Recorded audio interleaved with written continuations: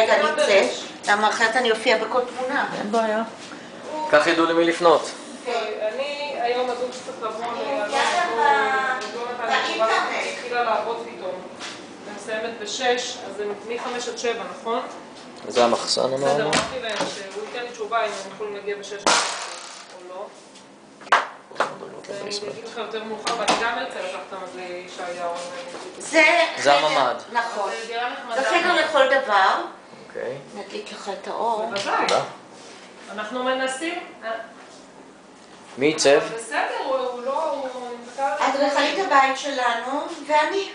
כי אני מסתכלת על בית שיהיה בית פונקציונלי. לא רק יופי. שיהיה ממש אפשר יהיה לנצל אותו. זה רק מסיימת ב-6:30, אז נראה. לא בטוח שהם יצליחו להגיע היום, אל תדאג, הם יראו...